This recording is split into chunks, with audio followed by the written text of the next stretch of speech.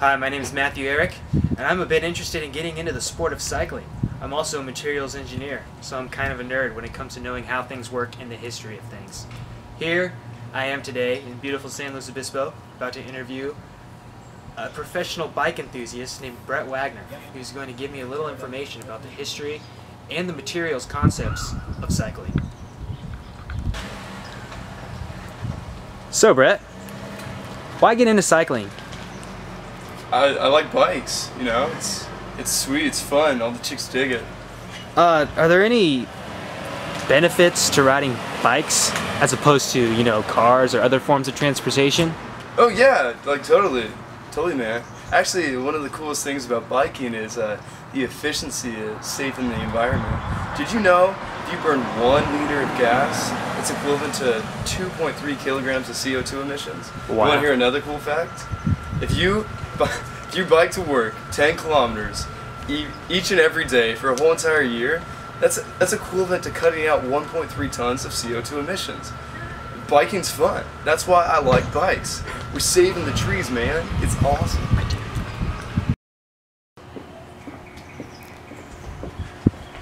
Welcome to my world of bikes.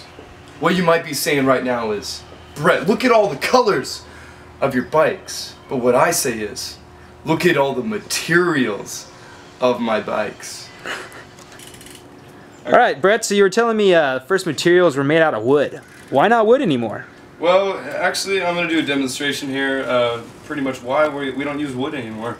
It's because it breaks easily. I mean, it's just simple as that.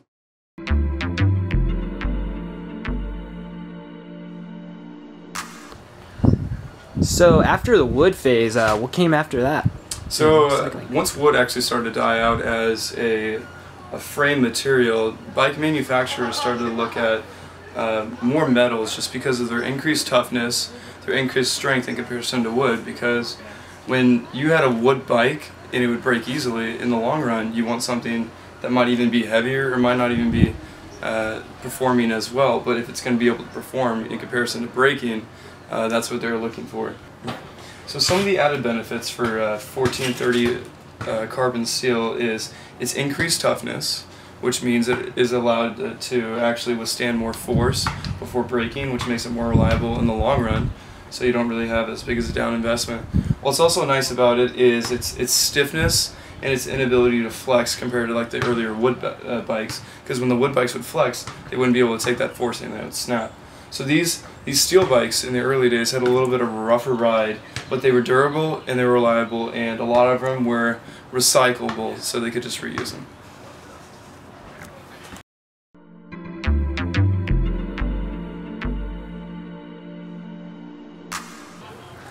So Brett, after steel, what comes next in the progression of materials in cycling production? So the next progressive material for bicycle frames is aluminum. And the biggest reason why aluminum pretty much became more favorable in comparison to steel is because it's lighter. It's not as strong as steel, but it still has a very good tensile strength. It's stiff, so the bending in it is pretty minimal, and when it does bend, it actually does crack. But the lighter weight is what I said makes it more favorable for riders today. Another cool thing about aluminum in comparison to steel is it oxidizes at a slower rate. So when it comes into contact with environmental factors like rain, you know, cold weather and stuff, it won't degrade as fast over time, and it's pretty much usable for a longer period of time, which is cool. Aluminum actually is pretty much your everyday bike for most people. A lot of people are kind of moving away from steel, maybe looking at carbon fibers as an everyday bike, but carbon fiber still has a pretty expensive tag on it. So the everyday bike that people are still kind of looking towards and seeing is, oh, I can use this pretty much in all applications, is aluminum, because of its lightweight and its decent strength.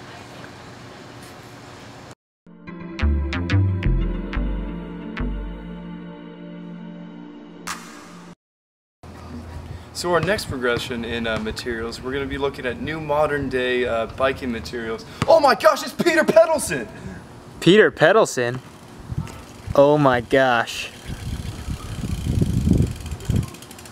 5-time Tour de France participant, 2 times Hi. completed. My name is Peter Pedelson. Most people like to call me PP. Today, I'll be here to kind of introduce a little bit about high-end and modern age bicycling materials.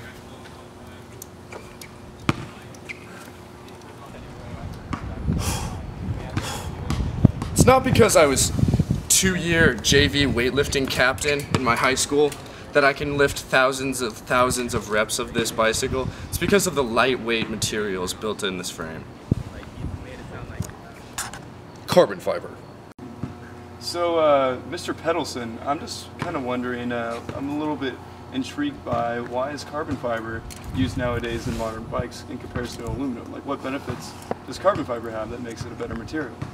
Well, as a professional cyclist, money isn't really a big issue. Carbon fiber is, not going to lie, going to be very, very expensive. But when you're paying for this very expensive bike, you're paying for the lack of weight. The more weight, the less expensive, vice versa. So, carbon fiber is not an actual material, it's a structure.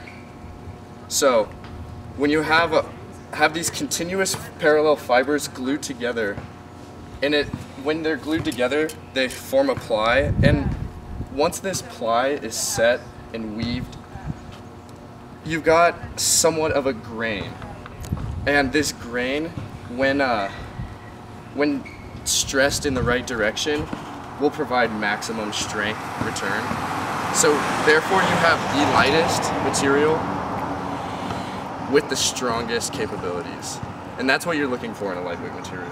So, Peter Pedelson. Just call me PP. Okay, PP. I have a question about carbon fiber right now. Shoot. And I just kind of want to know the comparisons between the strength of aluminum, steel, and carbon fiber. So, carbon fiber has a higher yield strength. Okay. It means it's basically stronger than, well, it is. It's much stronger than both steel and aluminum. In fact, it's over 7 times stronger than steel if the force is applied to the 2 frames in the same direction. Okay. And also, it's 15. Did you hear that? 15. 15? 15 times stronger than aluminum. 15 times. 15 times stronger than aluminum when the force is applied in the same direction. With that being said, it's also very expensive, so a lot of people do not prefer to ride this. Though, a professional like myself will be endorsed, so most of these come free, or you can just have an avid cyclist who can afford. Would you say that the only negative to carbon fiber made frames for your bike is the price tag that's associated with it? Not always. It's actually fairly brittle as far as materials go, bike frames go. And carbon fiber frames are also very susceptible to fatigue failures over a long period of time. Okay. So, if you're looking for a long-term ride, you wouldn't recommend carbon fiber? Not particularly, no. Okay.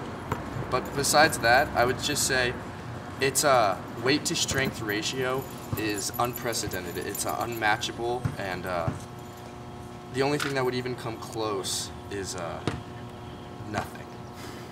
Well, you heard from the professional himself, PP Peter Pedelson.